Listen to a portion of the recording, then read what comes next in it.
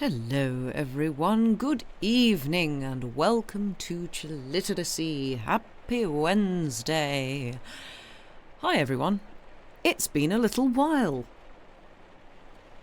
I have very rudely been in the wrong country and then in the right country but the wrong bit of it for a while. I've been busy, so apologies for not having streamed for a little while. But I'm back, and we have some spooky tales for you because glad I've returned safe. Yeah, me too. I hope I like the right bit of the country for a change. Yes, it's very nice to be home, for all of, oh no, I'm home for a bit more, yes, travels have been good. Well, I say, yeah, there have been travels, but they've also been for work. But yes, I'm very glad to be back. And yes, we are continuing spooky stories. The spooky overlay is still on until Christmas because it's always spooky season at Chilliteracy. When it's autumnal / wintry, it's spooky. It's spooky season. Because there are lots and lots and lots and lots of good spooky tales. But yes, hello everybody. How are we all doing? I hope we are well. As I say, it's been a while and the yawns have started. Oh, we're doing well. Congrats on your last exam for the year, Kiwi. Hurrah. That is excellent.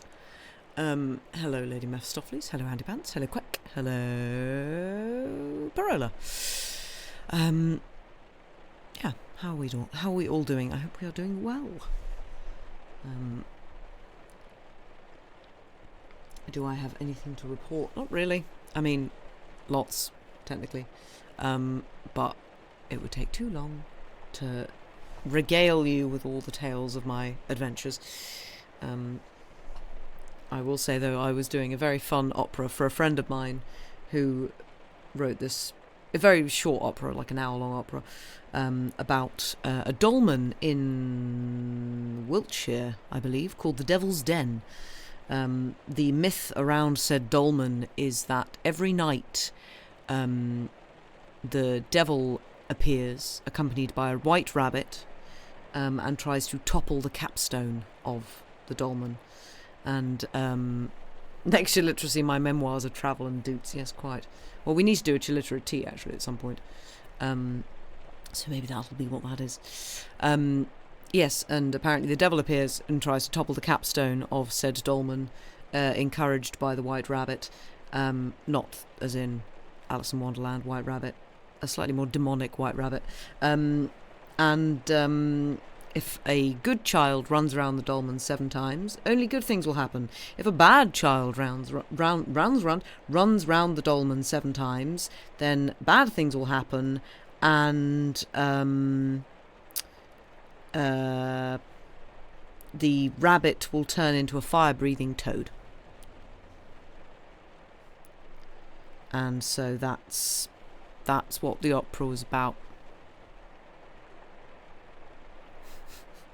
So it was great because we they actually had made a sort of, I guess it was foam painted dolmen. It was great. But it was kind of dark because the general idea of the whole thing is is this child good or bad? Can you really say a child is bad or good when they're young? And yeah, it just ends with this poor child being left to the devil. Just yeah, sorry, you're bad. We're going to ritually humiliate you, tie you to one of the dolmen stones, and leave you for the devil. It's oh, well, that's cheerful. Yeah, it was great. Great fun. I very much enjoyed it. Yeah. So that was entertaining, and there was Morris dancing in it. Yeah. Which was very good. So that was my last week. It was very fun. But yes, we've got a longer story tonight. Possibly 2, depends on how long it takes me to get through the first one. yeah, I don't know how long it's going to take, because as I say, it's a longer one. So what I might do is read the first one and then see. I won't take a break in the middle of a story, because there aren't any chapters in this first one.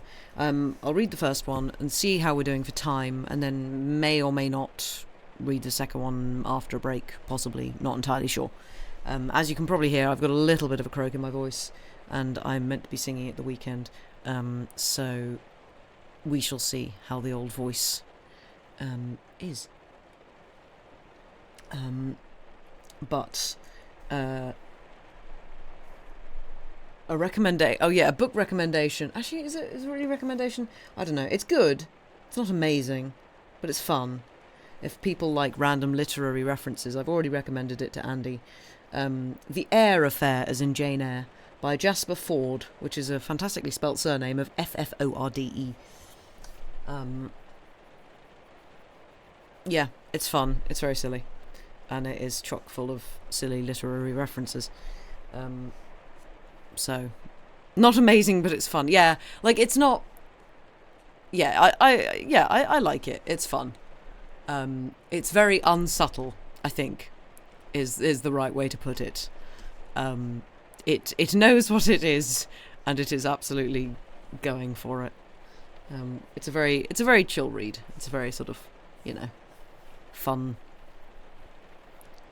bit of a romp, I guess. Other book recommendation. You're not sure how it's hitting you yet, to be honest, but you're not far in. Yeah. I think it gets sillier. I would say. The other book recommendation that is technically a recommendation that I was recommended from Diana and then was given to borrow by Diana. I was like, you need to read this. Mordew by Alex Pheby? Pheby. I don't know how to pronounce his surname. Fantasy book. Really good. Really, really good. Very much enjoyed. Apparently there are 2 more. So, yeah, if you're a fan of fantasy, it's a bit bleak, but kind of in a good way. Yeah, really fun. Fun's probably not the right word for it. Good. Very good. Excellent book. It did, it's a thick book, but it did jump scare me by finishing a lot further from the end of the pages than I expected it to be, because it's full of like glossary and what's the word? Bits after a book that are at my brain's gone. Andy, help me. Appendices, that's the one. Thank you very much for the links to the books, Andy. Yes, appendices, that's the one. Yes, so I was just like, oh, that's the end. Oh, what's all this then? Oh, it's other stuff. Yeah, that was quite funny. I was like, I've got a nice 3 hours to kill. I'll read the last good chunk of the book. Oh, it's finished. Oh. Okay. I mean, it finished well, but it was just sort of like, what's the rest of this? But I did very much enjoy it. Anyway, without further ado, let us begin with our first of our spooky tales, possibly our only spooky tale. See how long it takes me to get through, because it's a long one. We are back to... Have I read any... I don't know if I have read any Walter de la Mare yet. I feel like I have. I feel like I've read an Walter de la Mare story. Possibly. Also, if Sam and I do a Chilitra tea stream, possibly next week, we shall see, I will want people's opinions on Frankenstein, because I have opinions. As in the film, the Del Toro film. We won't have those opinions right now, but please marshal your opinions, because I have some. Anyway, if we are all sitting comfortably, we shall begin with the first tale of tonight, which is All Hallows by Walter de la Mare. It was about 3:30 on an August afternoon when I found myself for the first time looking down upon All Hallows, and at first glimpse of it, every vestige of fatigue and vexation passed away. I stood at gaze, as the old phrase goes, like the 2 children of Israel sent in to spy out the promised land. How often the imagined transcends the real. Not so All Hallows. Having at last reached the end of my journey, flies, dust, heat, wind, having at last come limping out upon the green sea bluff beneath which lay its walls, I confess the actuality excelled my feeble dreams of it. What most astonished me, perhaps, was the sense not so much of its age, its austerity, or even its solitude, but its air of abandonment. It lay couched there as if in its narrow sea bay. Not a sound was in the air, not a jackdaw clapped its wings among its turrets. No other roof, not even a chimney, was in sight. Only the dark blue arch of the sky, the narrow snow line of the ebbing tide, and that gaunt coast fading away into the haze of a west over which were already gathering the veils of sunset. We had met then at an appropriate hour and season, and yet, I wonder, for it was certainly not the beauty of All Hallows, lulled as if into a dream in this serenity of air and heavens, which was to leave the sharpest impression upon me. And what kind of first showing would it have made, I speculated, if an autumnal gale had been shrilling and trumpeting across its narrow bay, clots of wind-borne spume floating among its dusky pinnacles, and the roar of the sea echoing against its walls? Imagine it frozen stark in winter, icy hoarfrost edging its very boss, moulding finial crocket cusp. Indeed, are there not works of man, legacies of a half-forgotten past, scattered across this human world of ours, from China to Peru, which seem to daunt the imagination with their incomprehensibility? Incomprehensible, I mean, in the sense that the passion that inspired and conceived them is incomprehensible. Viewed in the light of the passing day, they might be the monuments of a race of demigods. And yet, if we could but free ourselves from our timidities, realize that even we ourselves have an obligation to leave behind us similar memorials, testaments to the creative and faithful genius not so much of the individual as of humanity itself. However that may be, it was my own personal fortune to see All Hallows for the first time in the heat of the dog days, after a journey which could hardly be justified except by its end. At this moment of the afternoon, the great church almost cheated one into the belief that it was possessed of a life of its own. It lay, as I say, couched in its natural hollow, basking under the dark dome of the heavens like some half-fossilized monster that might at any moment stir and awaken out of the swoon to which the wand of the enchanter had committed it. And with every inch of the sun's descending journey, it changed its appearance. That is the charm of such things. Man himself, says the philosopher, is the sport of change. His life and the life around him are but the flotsam of a perpetual flux. Yet, haunted by ideals, egged on by impossibilities, he builds his vision of the changeless, and time diversifies it with its colours and its effects at leisure. It was drawing near to harvest now.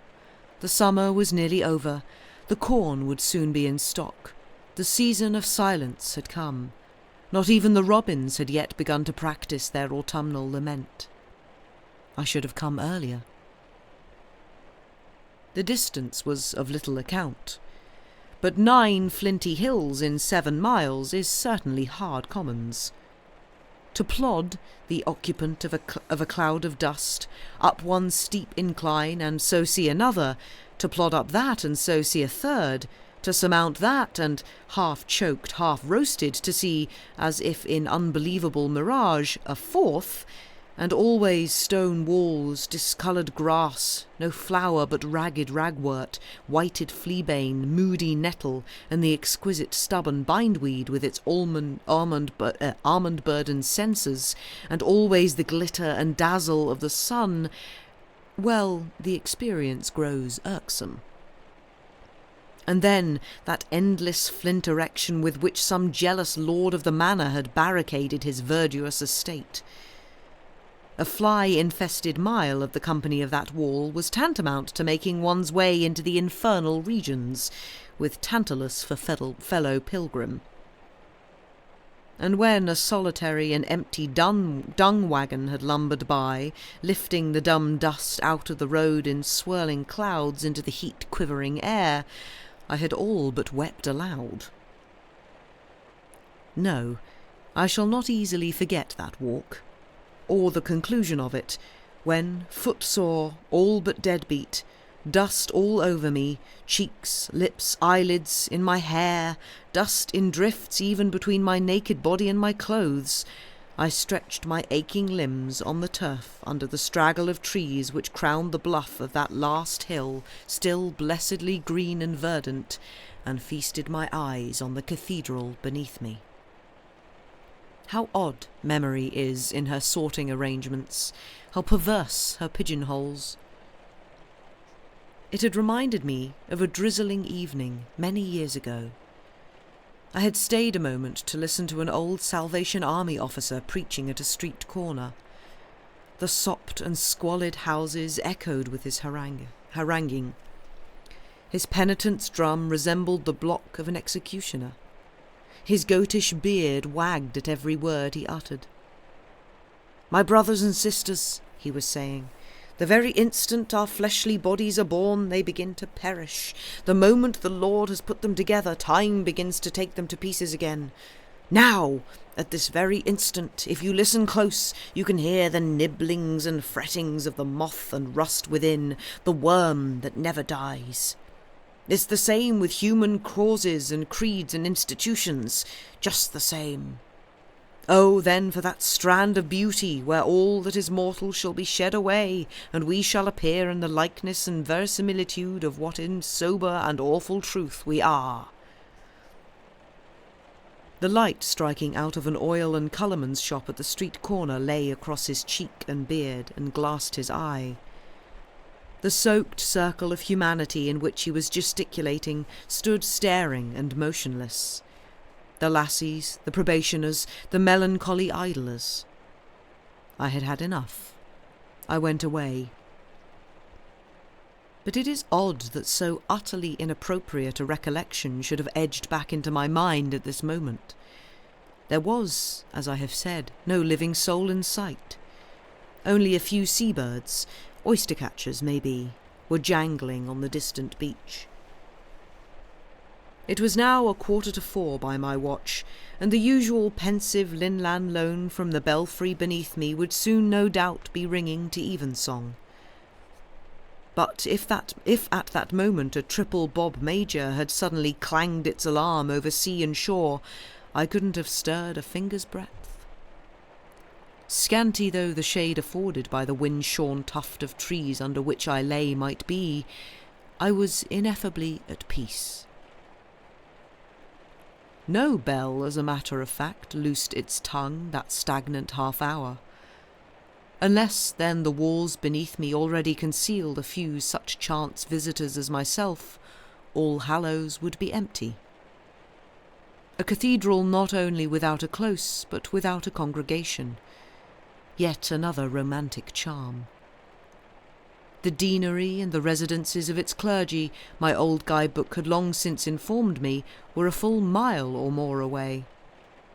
I determined in due time, first to make sure of my entry, and then, having quenched my thirst, to bathe. How inhuman any extremity, hunger, fatigue, pain, desire, makes us poor humans. Thirst and drought so haunted my mind that again and again as I glanced towards it, I supped up at one long draught that complete blue sea. but meanwhile, too, my eyes had been steadily exploring and searching out this monument of the bygone centuries beneath me. The headland faced approximately due west. The windows of the Lady Chapel therefore lay immediately beneath me, their 14th century glass showing flatly dark amid their traceries. Above it, the shallow V-shaped leaden-ribbed roof of the chancel converged towards the unfinished tower, then broke away at right angles, for the cathedral was cruciform. Walls so ancient and so sparsely adorned and decorated could not be but inhospitable in effect. Their stone was of a bleached bone grey, a grey that nonetheless seemed to be as immaterial as flame or incandescent ash. They were substantial enough, however, to cast a marvellously lucent shadow, of a blue no less vivid but paler than that of the sea, on the shelving sward beneath them. And that shadow was steadily shifting as I watched. But even if the complete edifice had vanished into the void, the scene would still have been of an incredible loveliness. The colours in air and sky on this dangerous coast seemed to shed an peculiar unreality even on the rocks of its own outworks. So, from my vantage place on the hill that dominates it, I continued for a while to watch All Hallows, to spy upon it, and no less intently than a sentry who, not quite trusting his own eyes, has seen a dubious shape approaching him in the dusk. It may sound absurd, but I felt that at any moment I too might surprise All Hallows in the act of revealing what in very truth it looked like, and what was, when no human witness was there to share its solitude. Those gigantic statues, for example, which flanked the base of the unfinished tower, an intense bluish-white in the sunlight and a bluish-purple in shadow, images of angels and of saints, as I had learned of old from my guidebook.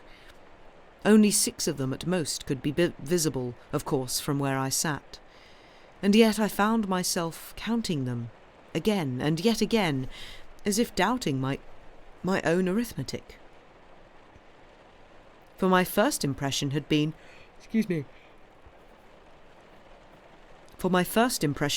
that 7 were in view, though the figure furthest from me at the western angle showed little more than a jutting fragment of stone, which might perhaps be only part and parcel of the fabric itself. But then the lights even of day may be deceitful, and fantasy plays strange tricks with one's eyes. With exercise, nonetheless, the mind is enabled to detect minute details which the unaided eye is incapable of particularizing. Given the imagination, man himself may some day be able to distinguish what shapes are walking during our own terrestrial midnight amidst the black shadows of the craters in the noonday of the moon. At any rate, I could trace at last frets of carving, minute weather marks, crookednesses, incrustations, repairings that had before passed unnoticed. These walls, indeed, like human faces, were maps and charts of their own long past. In the midst of this prolonged scrutiny, the hypnotic air, the heat, must have suddenly overcome me. I fell asleep up there in my grove's scanty shade, and remained asleep too, long enough, as time is measured by the clocks of sleep, to dream an immense panoramic dream. On waking, I could only recall the faintest vestiges of it, and found that the hand of my watch had crept on but a few minutes in the interval. It was 8 minutes past 4. I scrambled up, numbed and inert, with that peculiar sense of panic which sometimes follows an uneasy sleep. What folly to have been frittering time away within sight of my goal at an hour when no doubt the cathedral would soon be closed to visitors, and abandoned for the night to its own secret ruminations. I hastened down the steep rounded incline of the hill, and having skirted under the sunlit expanse of the walls, came presently to the south door, only to discover that my forebodings had been justified and that it was already barred and bolted. The discovery seemed to increase my fatigue fourfold. How foolish it is to obey mere caprices. What a straw is a man! I glanced up into the beautiful shell of masonry above my head. Shapes and figures in stone it showed in plenty, symbols of an imagination that had flamed and faded, leaving this signature for sole witness, but not a living bird or butterfly. There was but one faint chance left of making an entry. Hunted now, rather than the hunter, I hastened out again into the full blazing flood of sunshine, and once more came within sight of the sea, a sea so near at last that I could hear its enormous sallies and murmurings. Indeed, I had not realized until that moment how closely the great western doors of the cathedral abutted on the beach. It was as if its hospitality had been deliberately designed, not for a people to whom the faith of which it was the shrine had become a weariness and a commonplace, but for the solace of pilgrims from over the ocean. I could see them tumbling into their cockle boats out of their great hollow ships, sails idle, anchors down, see them leaping ashore and straggling up across the sands to these all-welcoming portals. Parthians and Medes and Elamites, dwellers in Mesopotamia and in the parts of Egypt about Cyrene, strangers of Rome, Jews and proselytes, we do hear them speak in our own tongue the wonderful works of God. And so at last I found my way into All Hallows, entering by a rounded dwarfish side door with zigzag mouldings. There hung for corbel to its dripstone a curious leering face with its forked tongue out to give me welcome, and an appropriate one too for the figure I made. But once beneath that prodigious roof tree I forgot myself and everything that was mine. The hush, the coolness, the unfathomable twilight drifted in on my small human consciousness. Not even the ocean itself is able so completely to receive one into its solacing bosom. Except for the windows over my head, filtering with their stained glass the last western radiance of the sun, there was but little visible colour in those great spaces, and a severe economy of decoration. The stone piers carried their round arches with an almost intimidating impassivity.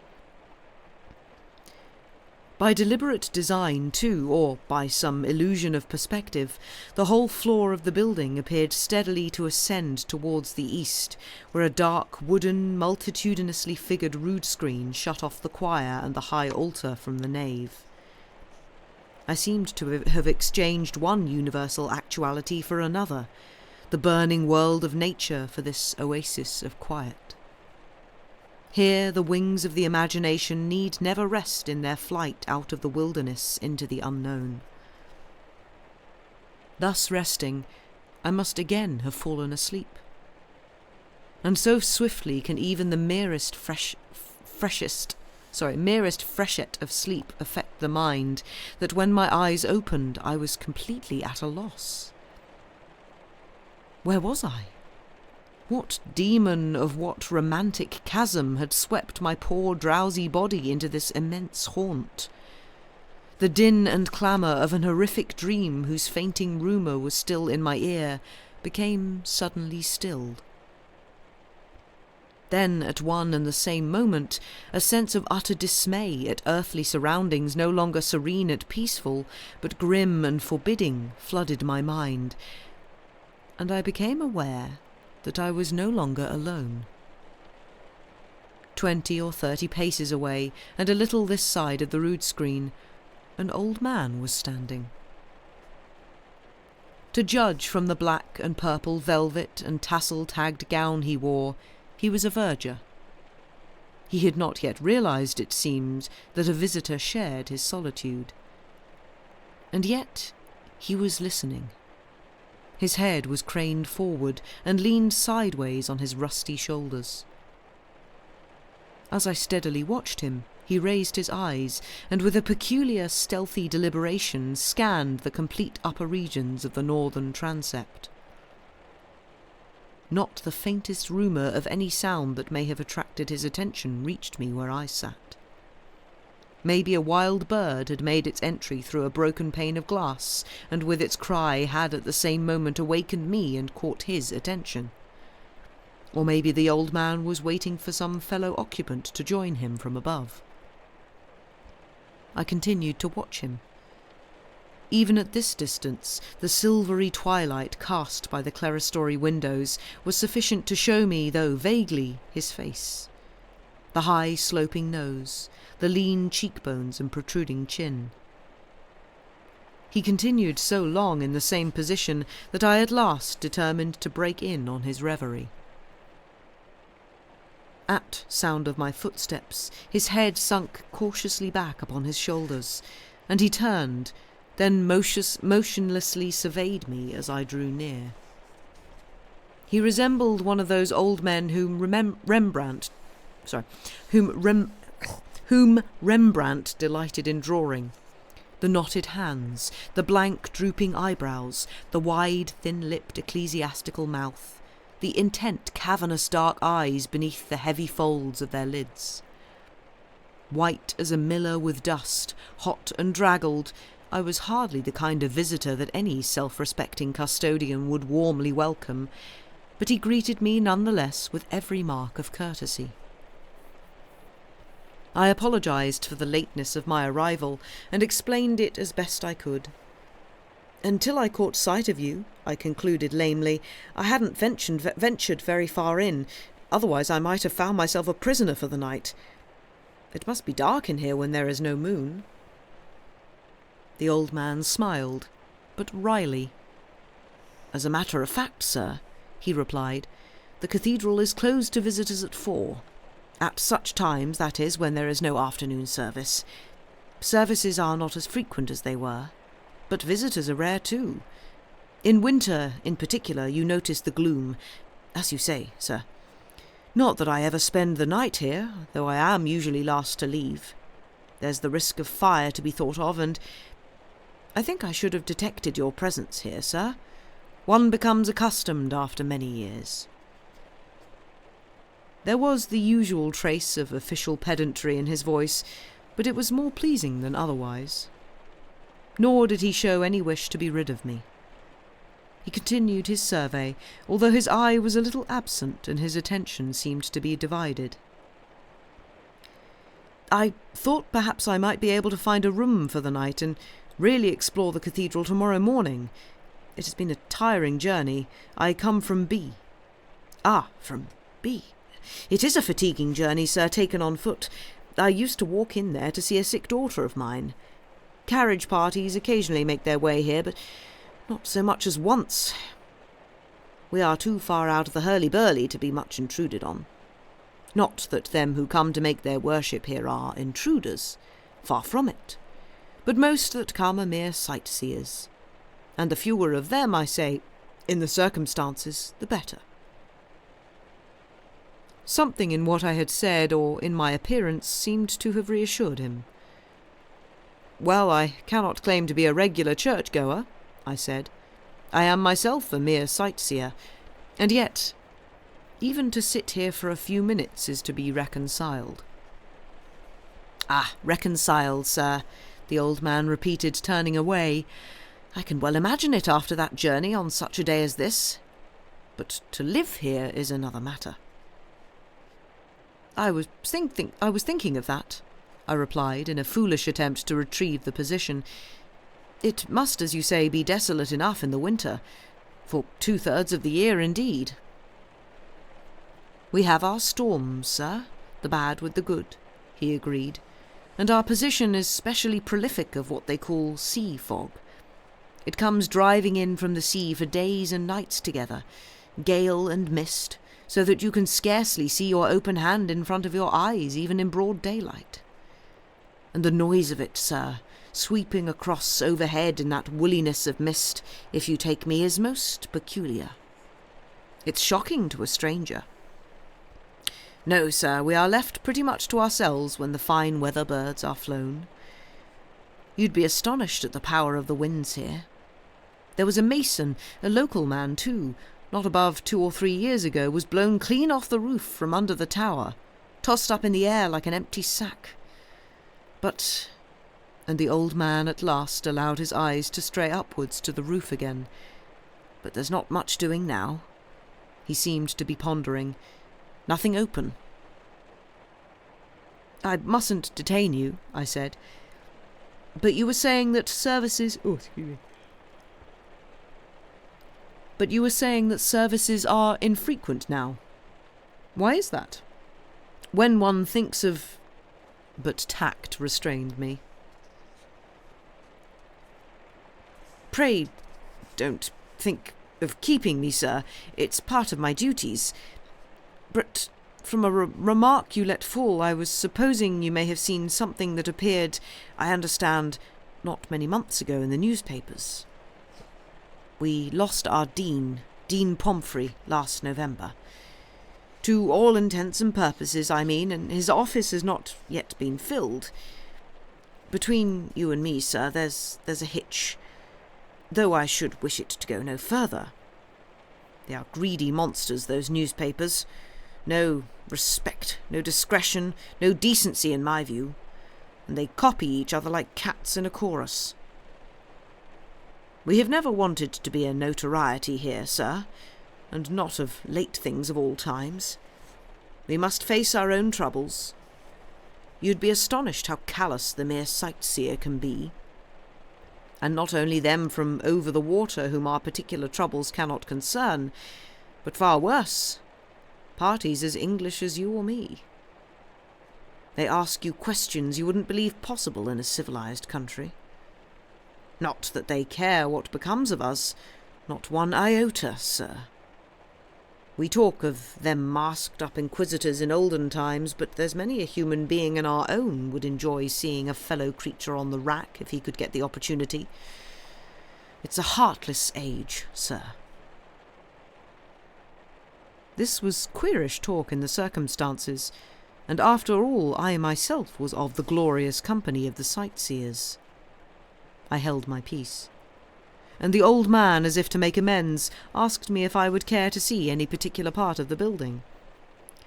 The light is smalling, he explained, but still if we keep to the ground level there'll be a few minutes to spare, and we shall not be interrupted if we go quietly on our way. For the moment the reference eluded me. I could only thank him for the suggestion, and once more beg him not to put himself to any inconvenience. I explained, too, that though I had no personal acquaintance with Dr. Pomfrey, I had read of his illness in the newspapers. "Isn't he," I added a little dubiously, "the author of The Church and the Folk? If so, he must be an exceedingly learned and delightful man." "Aye, sir." The old verger put up a hand towards me. "You may well say it. A saint, if ever there was one. But it's worse than illness, sir. It's oblivion. And, thank God, the newspapers didn't get hold of more than a bare outline." He dropped his voice. "This way, if you please." And he led me off gently down the aisle, once more coming to a standstill beneath the roof of the tower. "What I mean, sir, is that there's very few left in this world who have any place in their minds for a sacred confidence. No reverence, sir. They would as lief all Hallows and all it stands for were swept away tomorrow, demolished to the dust. And that gives me the greatest caution with whom I speak. But sharing one's troubles is sometimes a relief. If it weren't so, why do all these Catholics have their wooden boxes all built for the purpose? What else, I ask you, is the meaning of their fasts and penances? You see, sir, I am myself, and have been for upwards of 12 years now, the Dean's verger.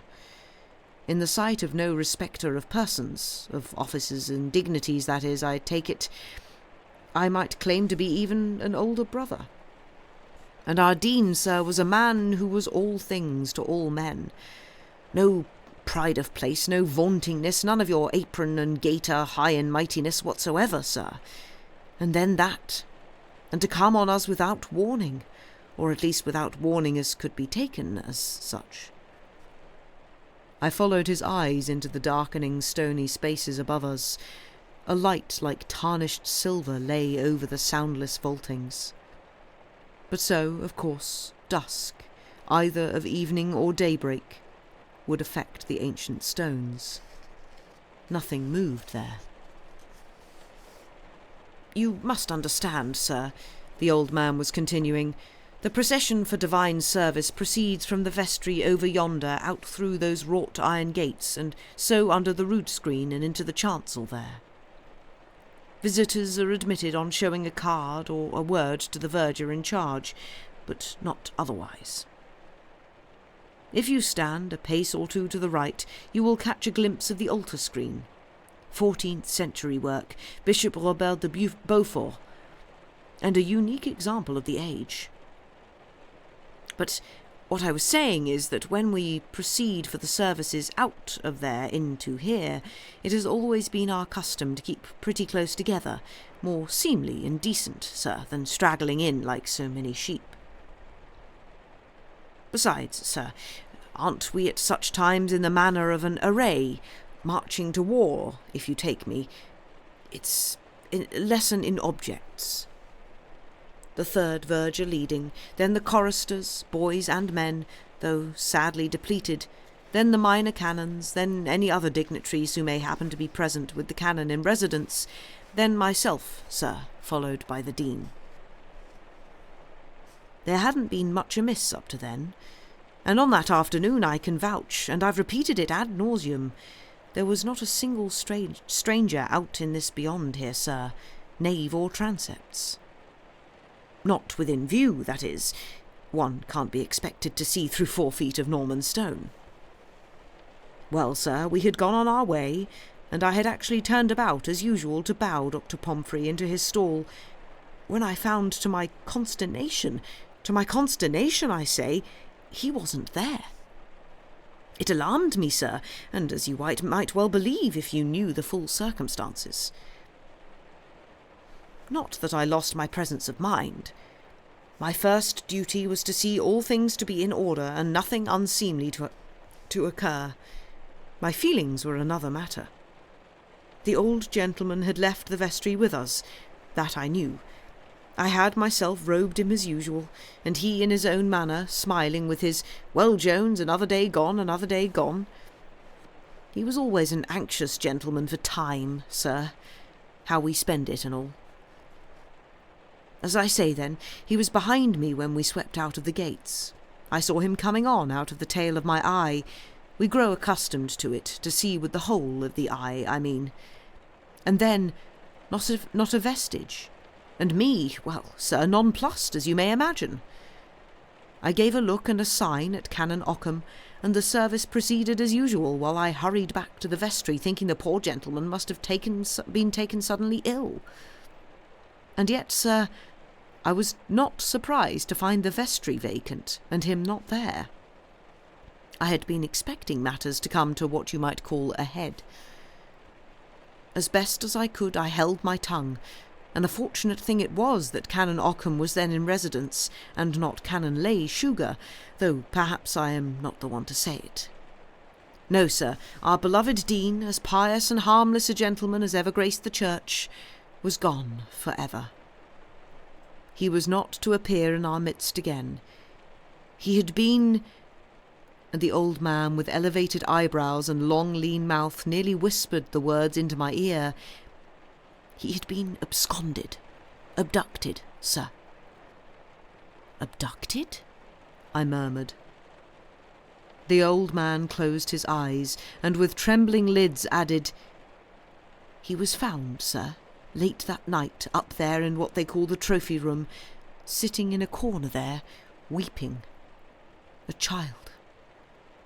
Not a word of what had persuaded him to go or misled him there. Not a word of sorrow or sadness, thank God. He didn't know us, sir. didn't know me.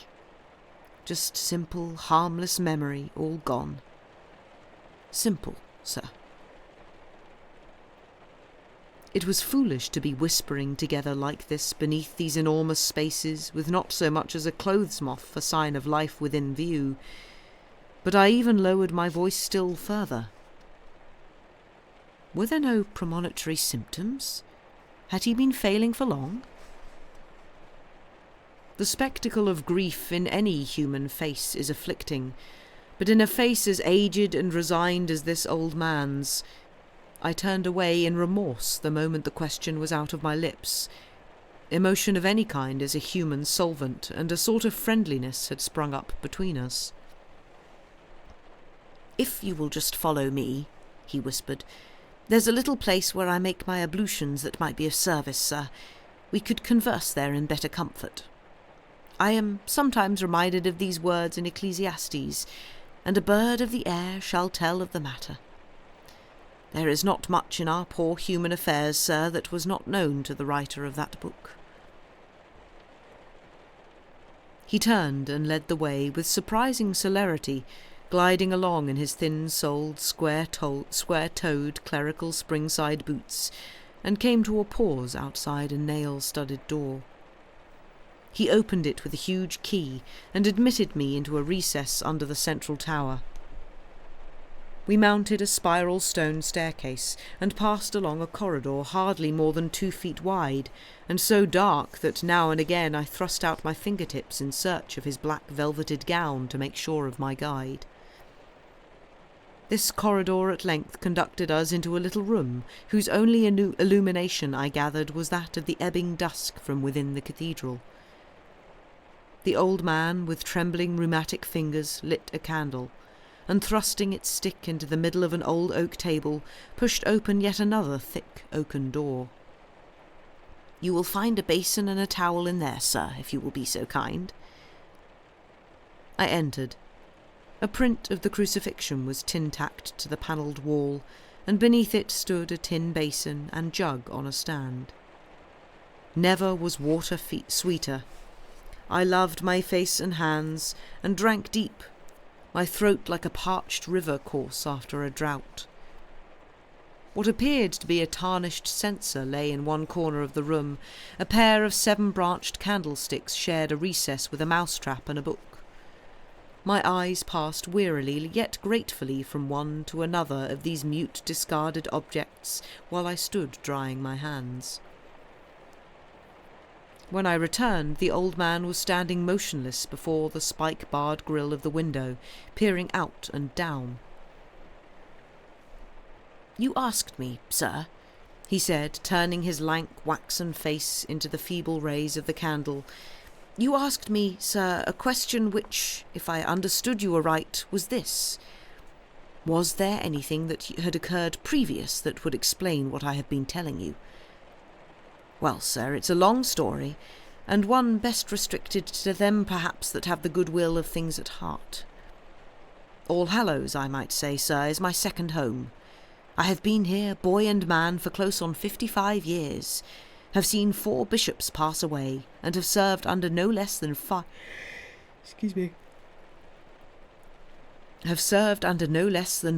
several deans, Dr. Pomfrey, poor gentleman, being the last of the 5.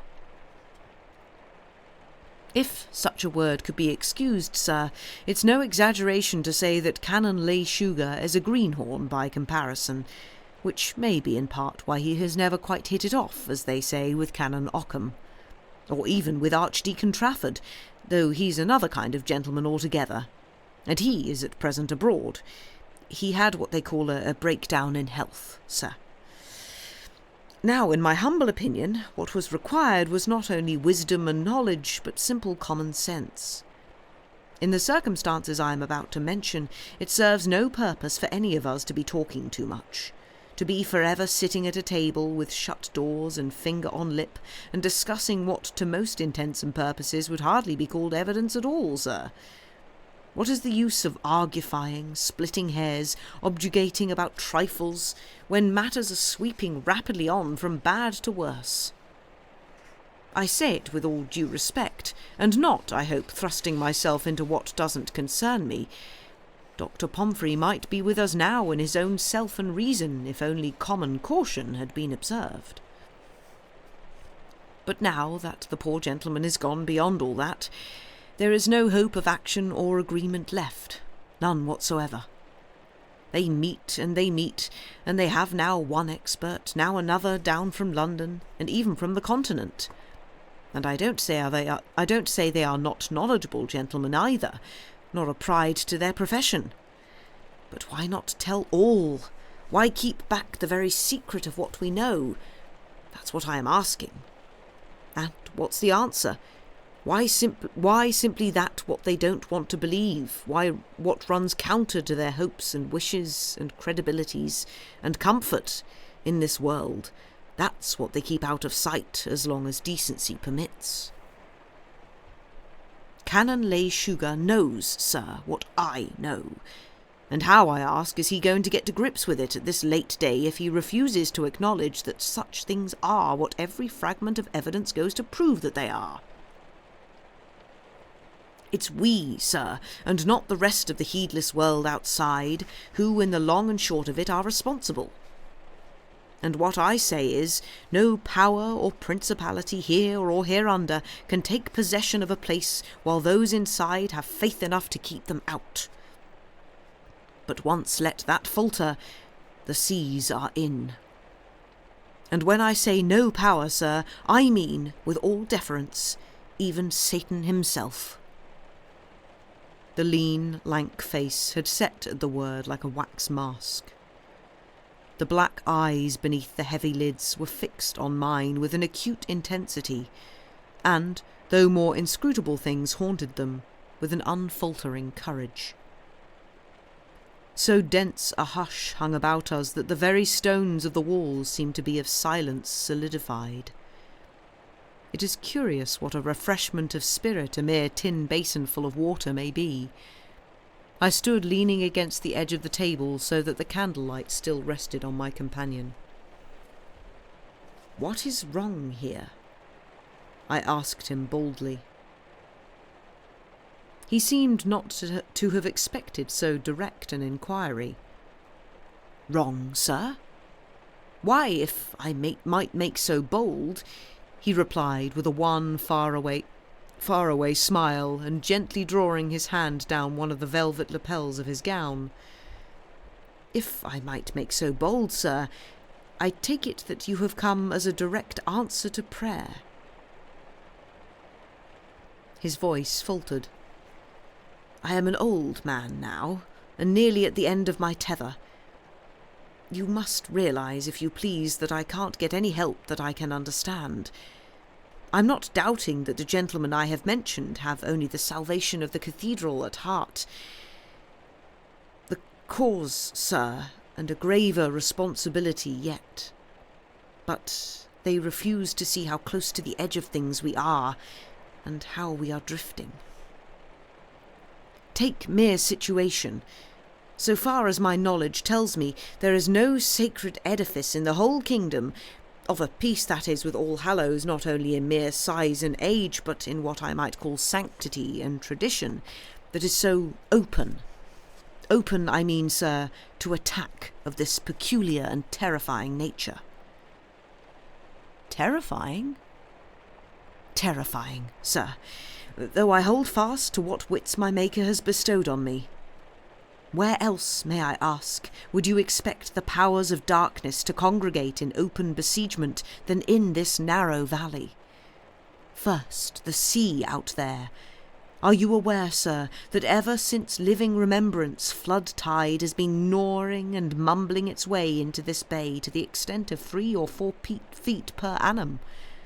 40 inches, and 40 inches, and 40 inches corroding on and on.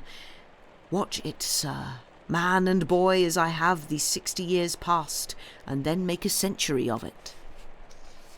And now, think a moment of the floods and gales that fall upon us autumn and winter through, and even in spring, when this valley is like a paradise to young eyes than any place on earth.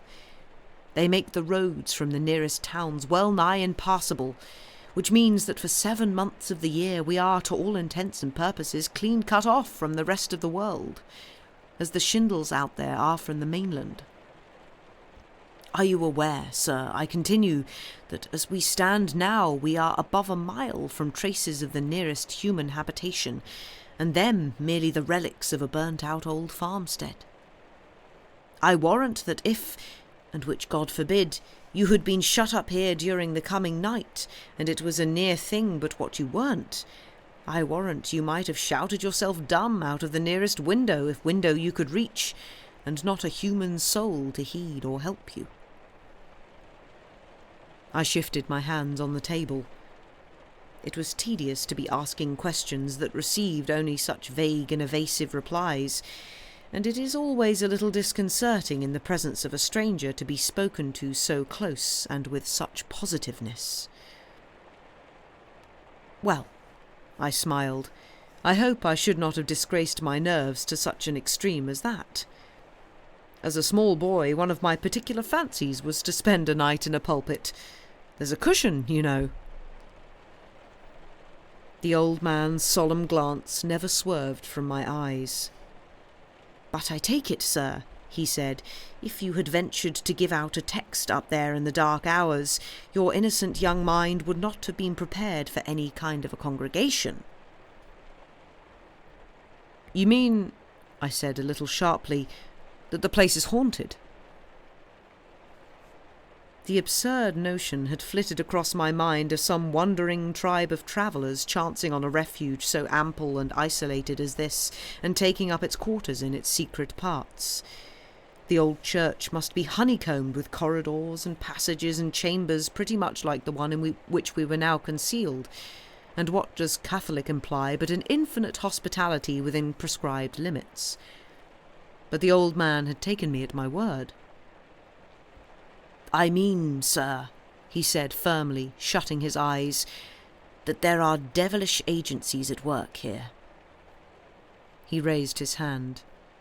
"Don't, I entreat you, dismiss what I am saying as the wanderings of a foolish old man." He drew a little nearer. "I have heard them with these ears. I have seen them with these eyes, though whether they have any positive substance, sir, is beyond my small knowledge to declare. But what indeed might we expect their substance to be? First, I take it, says the book, to be such as no man can by learning define, nor by wisdom search out. Is that so? Then I go by the book. And next, what does the same word, or very near it, I speak of the Apocrypha, say of their purpose? It says, and correct me if I go astray, devils are creatures made by God, and that for vengeance. So far, so good, sir. We stop when we can go no further. Vengeance. But of their power, of what they can do, I can give you definite evidences. It would be a byword if once the rumour was spread abroad. And if it is not so, why, I ask, does every expert that comes here leave us in haste and in dismay? They go off with their tails between their legs. They see, they grope in, but they don't believe. They invent reasons, and they hasten to leave us. His face shook with the emphasis he laid upon the word. Why? Why? Because the experience is beyond their knowledge, sir. He drew back, breathless, and, as I could see, profoundly moved. But surely, I said, every old building is bound in time to show symptoms of decay. Half the cathedrals in England, half its churches even, of any age have been restored, and in many cases with ghastly results. This new grouting and so on. Why, only the other day. All I mean is, why should you suppose mere wear and tear should be caused by any other agency than... The old man turned away. "I must apologize," he interrupted me with his inimitable admixture of modesty and dignity. "I am a poor mouth at explanations, sir. Decay, stress, strain, settling, dissolution. I have heard those words bandied from lip to lip like a game at cup and ball. They fill me with nausea. Why, I am speaking not of dissolution, sir, but of repairs, restorations, not decay, strengthening. Not a corroding loss, an awful progress. I could show you places, and chiefly obscured from direct view and difficult of a close examination, sir, where stones lately as rotten as pumice and fretted as sponge have been replaced by others fresh quarried, and nothing of their kind within 20 miles. There are spots where massive blocks, a yard or more square, have been pushed into place by sheer force. All Hallows is safer at this moment than it has been for 300 years. They meant well, them who came to see, full of talk and fine language, and went dumb away. I grant you they meant well. I allow that. They hummed and they hawed, they smirked this and they shrugged that. But at heart, sir, they were cowed, horrified, all at a loss. Their very faces showed it. But if you ask me for what purpose such doings are afoot, I have no answer. None. But now, supposing you yourself, sir, were one of them, with your repute at stake, and you were called in to look at a house which the owners of it and them who had in it a trust were disturbed by it being re-edificated and restored by some agency unknown to them. Supposing that, why, and he rapped with his knuckles on the table, being human and not one of us, mightn't you be going away too, with mouth shut, because you didn't want to get talked about to your disadvantage? And wouldn't you at last dismiss the whole thing as a foolish delusion, in the belief that living in out-of-the-way parts like these cuts a man off from the world, breeds maggots in the mind? I assure you they don't. Not even Canon Ockham himself, to the full. They don't believe even me. And yet, when they have their meetings of the chapter, they talk and wrangle round and round about nothing else. I can bear the other without a murmur. What God sends, I say, we humans deserve. We have laid ourselves open to it. But when you buttress up blindness and wickedness with downright folly, why then, sir, I sometimes fear for my own reason. He set his shoulders as square as his aged frame would permit, and with fingers clutching the lapels beneath his chin, he stood gazing out into the darkness through that narrow inward window. "Ah, sir," he began again, "I have not spent 60 years in this solitary place without paying heed to my own small wandering thoughts and instincts. Look at your newspapers, sir. What they call the Great War is over, and he'd be a brave man who would take an oath before heaven that that was only of human designing. And yet what do we see around us? Nothing but strife and juggleries and hatred and contempt and discord wherever you look. I am no scholar, sir, but so far as my knowledge and experience carry me, we human beings are living today what ought to have been done yesterday, and yet are at a loss to know what's to be done tomorrow. And the church, sir. God forbid I should push my way into what does not concern me, and if you had told me half an hour gone by that you were a regular churchman, I shouldn't be pouring out all this to you now. It wouldn't be seemly. But being not so gives me confidence. By merely listening you can help me, sir, though you can't help us. Centuries ago, and in my humble judgment, rightly, we broke away from the parent stem and rooted ourselves in our own soil. But, right or wrong, doesn't that of itself, I ask you, make us all the more open to attack from him who never wearies in going to and fro in the world seeking whom he may devour? I am not wishing to take sides, but a gentleman doesn't scoff. You don't find him jeering at what he doesn't rightly understand.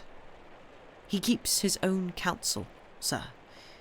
And that's where, as I say, Canon Lay Sugar sees me doubting. He refuses to make allowances, though up there in London things may look different. He gets his company there, and then for him the whole kaleidoscope changes, if you take me. The old man scanned me an instant, as if inquiring within himself whether, after all, I too might not be one of the outcasts. "You see, sir," he went on dejectedly, "I can bear what may be to come. I can, if need be, live on through what few years may yet remain to me and keep going, as they say. But only if I can be assured that my own inmost senses are not cheating and misleading me. Tell me the worst, and you will have done an old man a service he can never repay. Tell me, on the other hand, that I am merely groping along in a network of devilish delusions, sir. Well, in that case, I hope to be with my master, with Dr. Pomfrey, as soon as possible. We were all children once, and now there's nothing worse in this world, for him to come into, in a manner of speaking. Oh, sir, so I sometimes wonder if what we call childhood and growing up isn't a copy of the fate of our ancient forefathers. In the beginning of time there were fallen angels, we are told, but even if it weren't there in Holy Writ, we might have learnt it of our own fears and misgivings. I sometimes find myself looking at a young child with little short of awe, sir, knowing that within its mind is a scene of peace and paradise of which we older folk have no notion, and which will fade away out of it as life wears in, like the mere tabernacling of a dream. There was no trace of unction in his speech, though the phraseology might suggest it, and he smiled at me as if in reassurance. "You see, sir, if I have any true notion of the matter, then I say heaven is dealing very gently with Dr. Pomfrey. He has gone back, and I take it his soul is elsewhere and at rest." He had come a pace or two nearer, and the candlelight now cast grotesque shadows in the hollows of his brows and his cheekbones, silvering his long scanty hair. The eyes, dimming with age, were fixed on mine as if in incommunicable entreaty. I was at a loss to answer him. He dropped his hands to his sides. "The fact is," he looked cautiously about him, "what I am now being so bold as to suggest, though it's a familiar enough experience to me, may put you in actual physical danger. But then, duty's duty, and a deed of kindness from stranger to stranger quite another matter. You seem to have come, as I may say, if I may say so, in the nick of time. That was all. On the other hand, we can leave the building at once, if you are so minded. In any case, we must be gone well before dark sets in. Even mere human beings are best not disturbed at any night work they may be after. The dark brings recklessness. Conscience cannot see as clear in the dark. Besides, I once delayed too long myself. There is not much of day left even now, though I see by the almanac there should be a slip of moon tonight, unless the sky is overclouded. All that I'm meaning is that our all in all, so to speak, is the calm, untrammelled evidence of the outer senses, sir. And there comes a time when one hesitates to trust one's own. I have read somewhere that it is only in its setting, the shape, the line, the fold, the angle of the lid and so on, that gives its finer shades of meaning and significance to the human eye.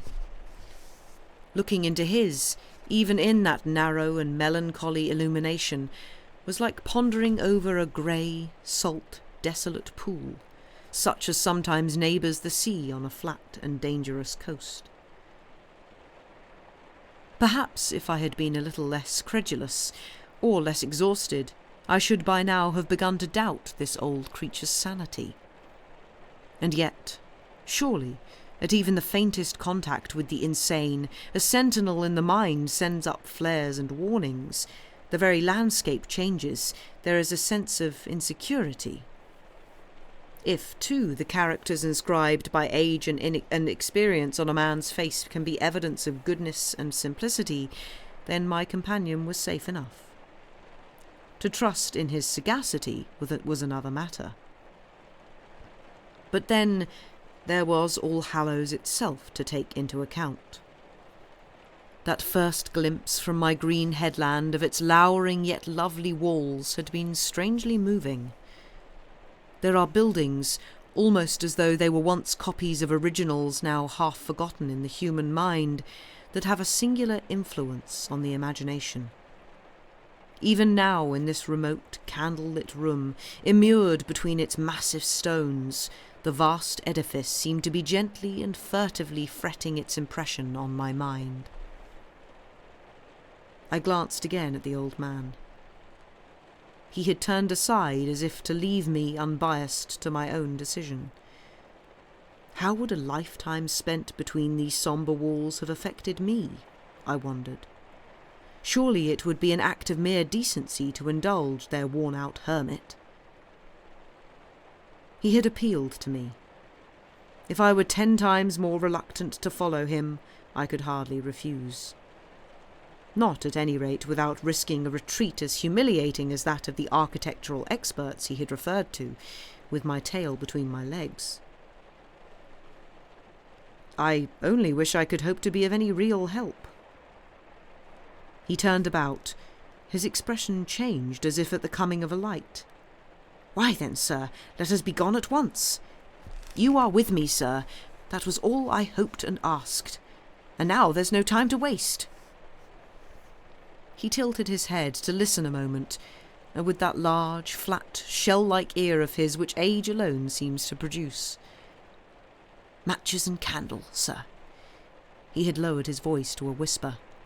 "But though we mustn't lose each other, you and me, I mean, not, I think, a naked light, what I would suggest, if you have no objection, is your kindly grasping my gown. There is a kind of streamer here, you see, as if made for the purpose. There will be a good deal of up and downing, but I know the building blindfold and, as you might say, inch by inch. And now that the bell ringers have given up ringing, it is more in my charge than ever." He stood back and looked at me with folded hands, a whimsical, childlike smile on his aged face. "I sometimes think to myself that I'm like the sentry, sir, in that play of William Shakespeare's. I saw it, sir, years ago on my only visit to London, when I was a boy. If ever there was a villain for all his fine talk and all, commend me to that ghost. I see him yet." Whisper though it was, a sort of chirrup had come into his voice, like that of a cricket in a baker's shop. I took tight hold of the velveted tag of his gown. He opened the door, pressed the box of safety matches into my hand, himself grasped the candlestick, and then blew out the light.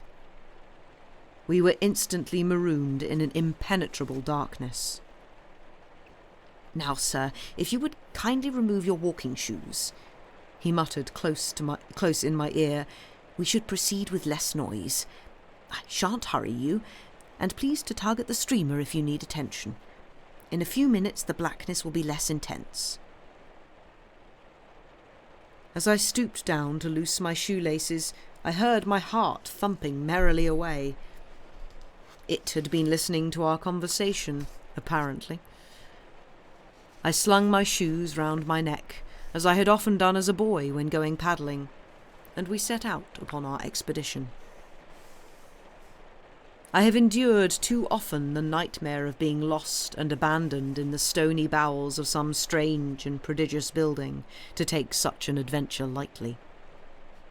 I clung, I confess, desperately tight to my lifeline, and we groped steadily onward, my guide ever and again turning back to mutter warning or encouragement in my ear. Now I found myself steadily ascending, and then in a while feeling my way down flights of hollowly worn stone steps, and anon brushing along a gallery or corkscrewing up a newel staircase so narrow that my shoulders all but touched the walls on either side. In spite of the sepulchral cold in these bowels of the cathedral, I was soon suffocatingly hot, and the effort to see became intolerably fatiguing. Once, to recover our breath, we paused opposite a slit in the thickness of the masonry, at which to breathe the tepid sweetness of the outer air. It was faint with the scent of wild flowers and cool of the sea. And presently after, at a barred window, high overhead, I caught a glimpse of the night's first stars. We then turned inward once more, ascending yet another spiral staircase. And now the intense darkness thinned a little, the groined roof above us becoming faintly discernible. A fresher air softly fanned my cheek, and then trembling fingers groped over my breast and, cold and bony, clutched my own. "Dead still here, sir, if you please." So close sounded the whispered syllables, the voice might have been a messenger's within my own consciousness. "Dead still here. There's a drop of some 60 or 70 feet a few paces on."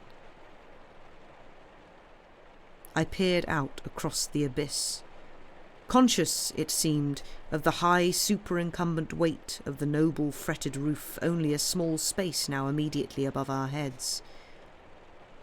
As we approached the edge of this stony precipice, the gloom paled a little, and I guessed that we must be standing in some coign of the southern transept, for what light the evening skies now afforded was clearer towards the right. On the other hand, it seemed the northern windows opposite us were most of them boarded up or obscured in some fashion. Gazing out, I could detect scaffolding poles, like knitting needles, thrust out from the walls, and a balloon-like spread of canvas above them. For the moment my ear was haunted by what appeared to be the droning of an immense insect, but this presently ceased. I fancy it was internal only. "You will understand, sir," breathed the old man close beside me, and we still stood, grotesquely enough, hand in hand. "The scaffolding over there has been in position a good many months now. It was put up when the last gentleman came down from London to inspect the fabric, and there it's been left ever since. Now, sir, though I implore you to be cautious." I hardly needed the warning. With one hand clutching my box of matches, the fingers of the other interlaced with my companion's, I strained every sense. And yet I could detect not the faintest stir or murmur under that wide-spreading roof. Only a hush as profound as that which must reign in the royal chamber of the Pyramid of Cheops faintly swirled in the labyrinths of my ear. How long we stayed in this position, I cannot say, but minutes sometimes seem like hours. And then, without the slightest warning, I became aware of a peculiar and incessant vibration. It is impossible to give a name to it. It suggested the remote whirring of an enormous millstone, or that, though without definite pulsation, of revolving wings, or even the spinning of an immense top. In spite of his age, my companion apparently had ears as acute as mine. He had clutched me tighter a full 10 seconds before I myself became aware of this disturbance of the air. He pressed closer. "Do you see that, sir?" I gazed, and saw nothing. Indeed, even in what I had seemed to hear, I might have been deceived. Nothing is more treacherous in certain circumstances, except possibly the eye, than the ear. It magnifies, distorts, and may even invent. As instantaneously as I had become aware of it, the murmur had ceased. And then, though I cannot be certain, it seemed the dingy and voluminous spread of canvas over there had perceptibly trembled, as if a huge, cautious hand had been thrust out to draw it aside. No time was given me to make sure. The old man had hastily withdrawn me into the opening of the wall through which we had issued, and we made no pause in our retreat until we had come again to the narrow slit of window which I have spoken of, and could refresh ourselves with a less stagnant air. We stood here resting a while. "Well, sir?" he inquired at last, in the same flat, muffled tones. "Do you ever pass along here alone?" I whispered. "Oh, yes, sir. I make it a habit to be the last to leave, and often the first to come, but I am usually gone by this hour." I looked close at the dim face in profile against that narrow oblong of night. "It is so difficult to be sure of oneself," I said. "Have you actually ever encountered anything? Near at hand, I mean." "I keep a sharp lookout, sir. Maybe they don't think me of enough importance to molest. The last rat, as they say." "But have you?" I might myself have been communicating with the phantasmal genius loci of All Hallows, our muffled voices, this intense caution and secret listening, the slight breathlessness, as if at any instant one's heart were ready for flight. But have you? "Well, yes, sir," he said, "and in this very gallery. They nearly had me, sir, but by good fortune there's a recess a little further on, stored up with some old fragments of carving from the original building, 6th century, so it said, stone capitals, heads and hands and such like. I had had my warning, and managed to leap in there and conceal myself. But only just in time. Indeed, sir, I confess I was in such a condition of terror and horror I turned my back." "You mean you heard but didn't look? And something came?" "Yes, sir. I seemed to be reduced to no bigger than a child, huddled up there in that corner. There was a sound like clanging metal, but I don't think it was metal. It drew near at a furious speed, then past me, making a filthy gust of wind. For some instants I couldn't breathe. The air was gone." "And no other sound?" "No other, sir, except out of the distance a noise like the sounding of a stupendous kind of gibberish. A calling, or so it seemed. No human sound. The air shook with it. You see, sir, I myself wasn't of any consequence, I take it, unless a mere obstruction in the way.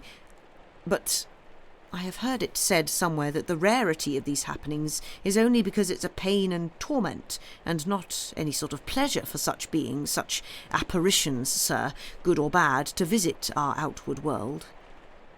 That is what I have heard said, though I can go no further. The time I'm telling you of was in the early winter, November. There was a dense sea fog over the valley, I remember. It eddied through that opening there into the candlelight like flowing milk. Through that opening there... I never light up now, and if I may be forgiven the boast, sir, I seem to have almost forgotten how to be afraid. After all, in any walk of life a man can only do his best, and if there weren't such opposition and hindrances in high places, I should have nothing to complain of. What is anybody's life, sir, come past the gaiety of youth, but marking time? Did you hear anything then, sir? His gentle, monotonous mumbling ceased, and we listened together. But every ancient edifice has voices and soundings of its own. There was nothing audible that I could put a name to, only what seemed to be a faint perpetual stir or whir of grinding, such as, to one's overstimulated senses, the stablest stones set one on top of the other with an ever slightly varying weight and stress might be likely to make perceptible in a world of matter. A world which, after all, they say, is itself in unimaginably rapid rotation and under the tyranny of time. No, I hear nothing, I answered. But please don't think I am doubting what you say. Far from it. You must remember I am a stranger, and that therefore the influence of the place cannot be but less apparent to me. And you have no help in this now? No, sir, not now. But even at the best of times we had small company hereabouts, and no money. Not for any substantial outlay, I mean, and not even the boldest suggests making what's called a public appeal. It's a strange thing to me, sir, but whenever the newspapers get hold of anything, they turn it into a byword and a sham. Yet how can they help themselves, with no beliefs to guide them and nothing to stay their mouths except about what for sheer human decency's sake they daren't talk about? But then, who am I to complain? And now, sir, he continued with a sigh of utter weariness, if you are sufficiently rested, would you perhaps follow me onto the roof?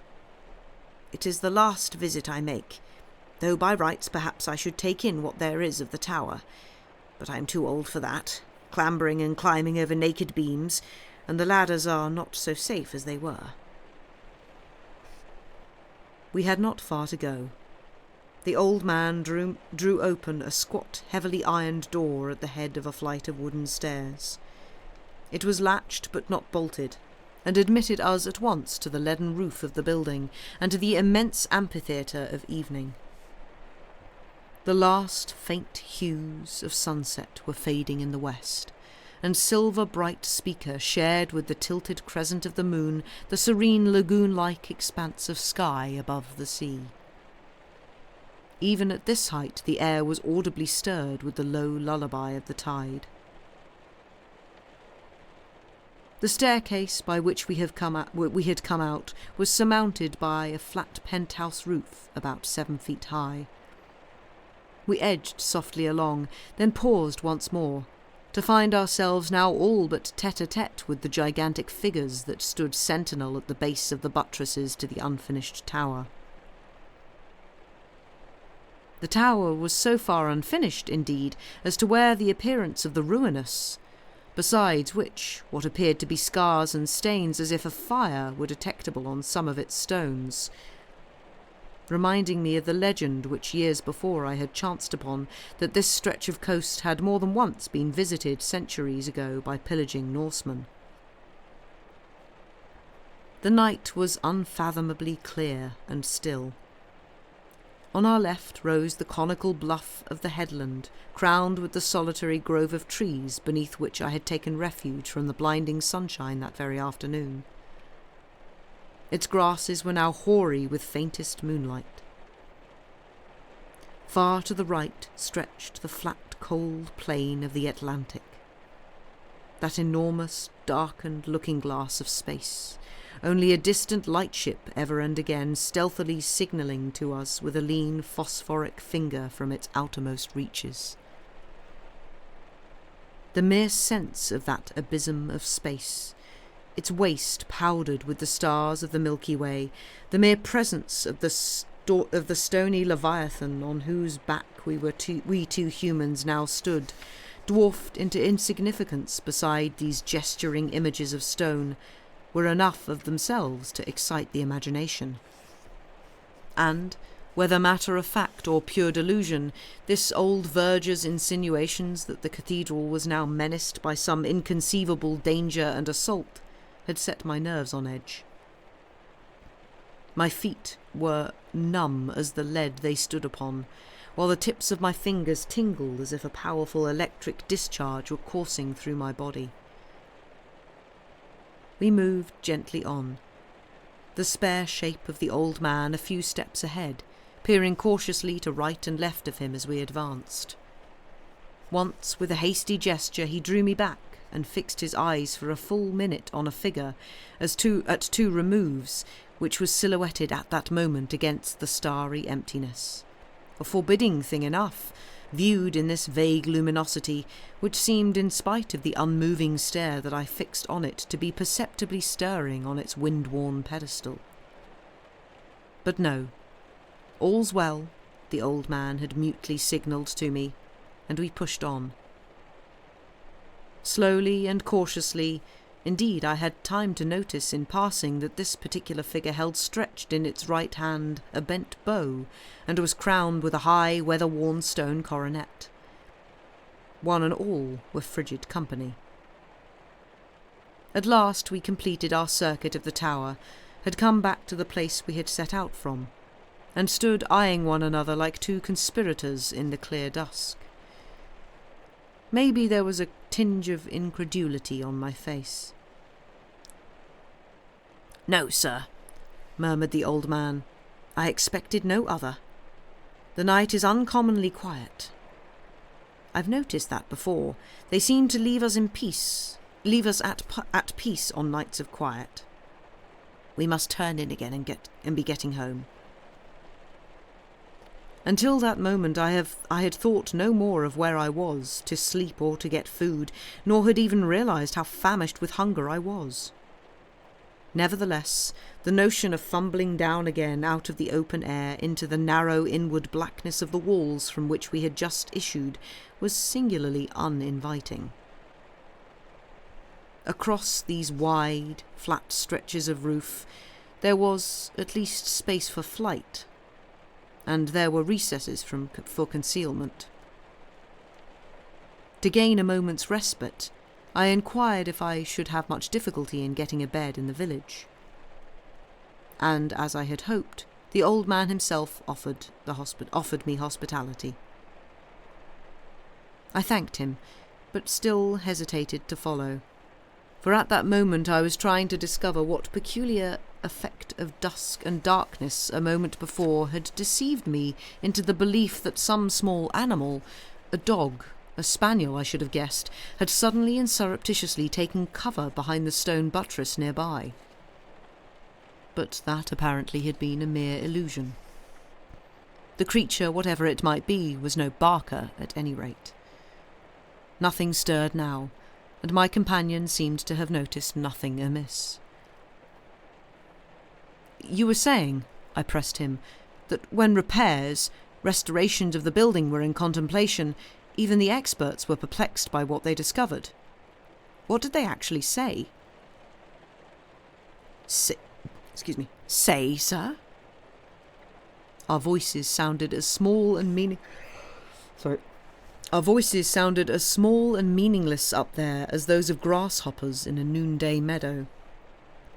"Examine that balustrade which you are leaning against at this minute. Look at that gnawing and fretting, that furrowing above the lead. All that is honest wear and tear, constant weathering of the mere elements, sir, rain and wind and snow and frost. That's honest nature work, sir.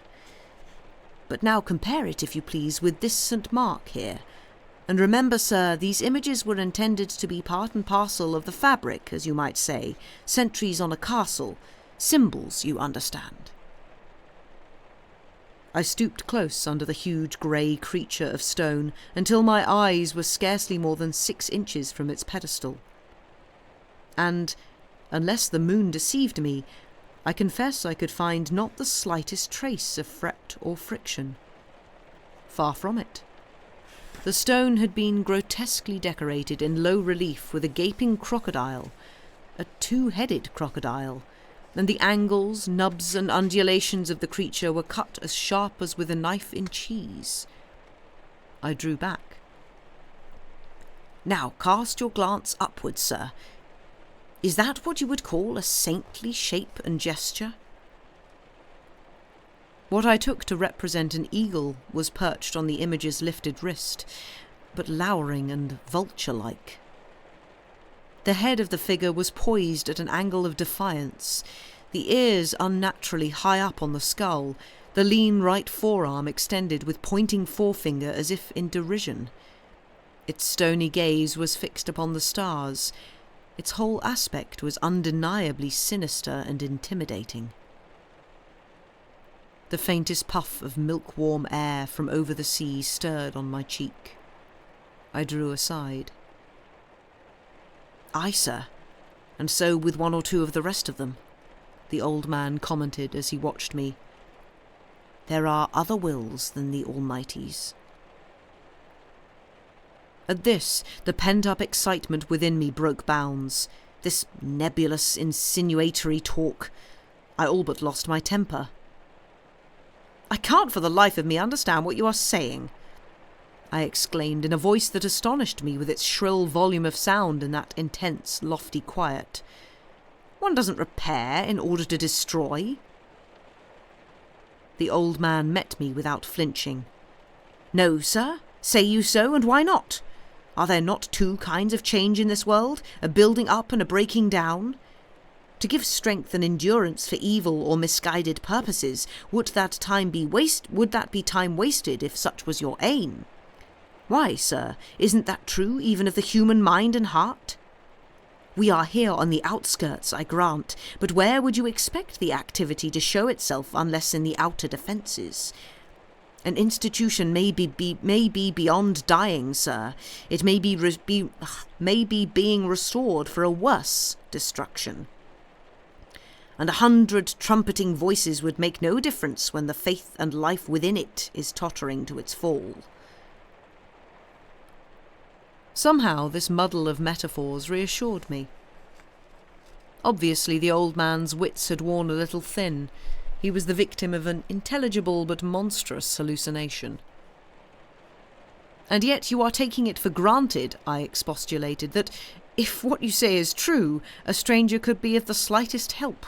A visitor, mind you, who hasn't been inside the doors of a church, except in search of what is old and gone, for years." The old man laid a trembling hand upon my sleeve. The folly of it, with my shoes hanging like ludicrous millstones round my neck. "If you please, sir," he pleaded, "have a little patience with me. I'm preaching at nobody. I'm not even hinting that them outside the fold, circumstantially speaking, aren't of the flock. All in good time, sir, the Almighty's time. Maybe, with all due respect, it's from them within we have the most to fear. And indeed, sir, believe an old man, I could never express the gratitude I feel. You have given me the occasion to unbosom myself, to make a clean breast, as they say. All Hallows is my earthly home, and, well, there, let us say no more. You couldn't help me, except only by your presence here. God alone knows who can." At that instant, a dull, enormous rumble reverberated from within the building, as if a huge boulder or block of stone had been shifted or dislodged in the fabric, a peculiar grinding, nerve-wracking sound. And for the fraction of a second, the flags on which we stood seemed to tremble beneath our feet. The fingers tightened on my arm. "Come, sir, keep close. We must be gone at once," the quavering old voice whispered. "We have stayed too long." But we emerged into the night at last without mishap. The little western door, above which the grinning head had welcomed me on my arrival, admitted us to terra firma again, and we made our way up a deep sandy track, bordered by clumps of herb agrimony and fennel and hemlock, with viper's bugloss and sea poppy blooming in the gentle dusk of night at our feet. We turned when we reached the summit of this sandy incline and looked back. All Hallows, vague and enormous, lay beneath us in its hollow, resembling some natural prehistoric outcrop of that sea-worn rock-bound coast, but strangely human and saturnine. The air was mild as milk, a pool of faintest sweetnesses, gorse, bracken, heather, and not a rumour disturbed its calm, except only the furtive and stertorous sighings of the tide. But far out to sea and beneath the horizon, summer lightnings were now in idle play, flickering into the sky like the unfolding of a signal, planet to planet, then gone.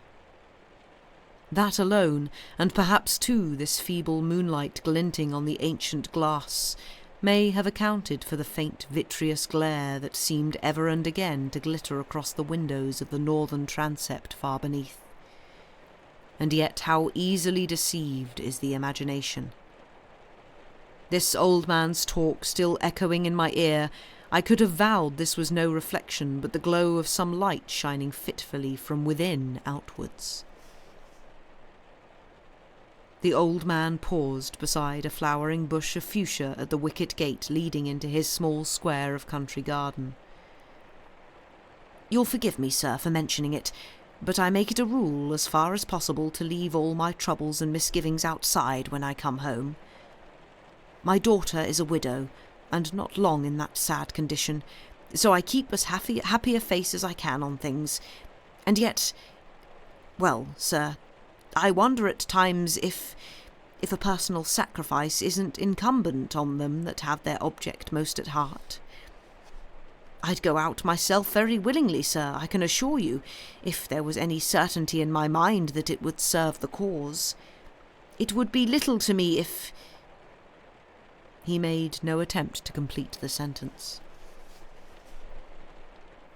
On my way to bed that night, the old man led me in on tiptoe to show me his grandson.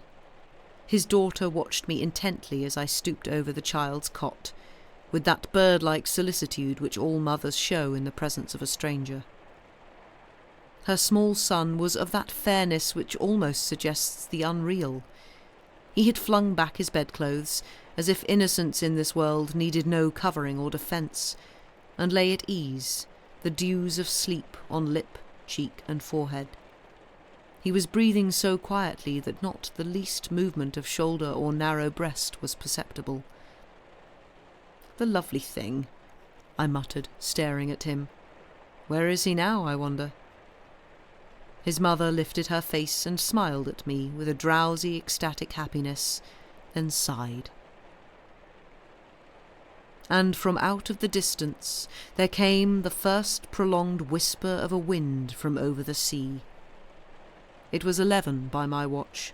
The storm after the long heat of the day seemed to be drifting inland, but all Hallows, apparently, had forgotten to wind its clock. The end. Thank you for listening. I like that one. I mean, cathedrals at night. Vibe. Absolute vibe. Creepy vibe. Yeah. Very much enjoyed that. But I also like the idea of just like, the cathedral seems to be rebuilding itself. We're not sure why. There's like brand new stones that keep appearing. They just keep turning up. I don't know why. It's weird. But I like that as an idea. It's like, oh, the devil's building the cathedral now. Very vibes, indeed. I really do like Walter de la Mare's writing. It's very evocative. Very nice indeed. Well, I guess, actually, that sort of brings us to the end, really. I can't really fit a 10-minute story in. Used to be custodian at your mum's church, and being you, of course, you often did the cleaning at 2 a.m. on Saturday night. Oh, yeah, super creepy. I can imagine, yeah. But, like, the thing that, like, cathedrals, they're huge. Like, yeah. Whoa. Big stone building. Creepy. And the idea of just like, oh, excuse me. Just like, okay, building's rumbling. Why? Nothing on a cathedral. Yeah, but still creepy. Churches are creepy. For many reasons. But yes, I hope you enjoyed that. I did.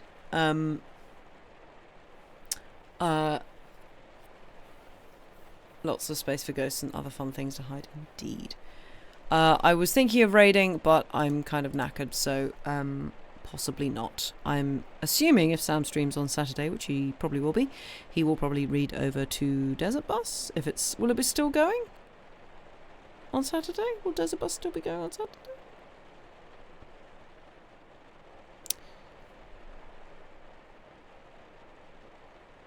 Anyway, should be finished by then. Should I raid over then? I guess. Well, the full week is on Friday. Okay, well, in that case, let's go and raid over to Desert Bus. No, it's fine. Okay, let's not go and raid over to Desert Bus then. Yeah. It might be severely not chill. I don't know. I'm tired. I'm not going to raid. I'm knackered. thank you all very much for being here. Lovely to be back reading to you all. We should be back on Saturday for more spooky stories, probably. Yes, there we go. Shout out to Desert Bus. Go watch Desert Bus. It's great. Yeah.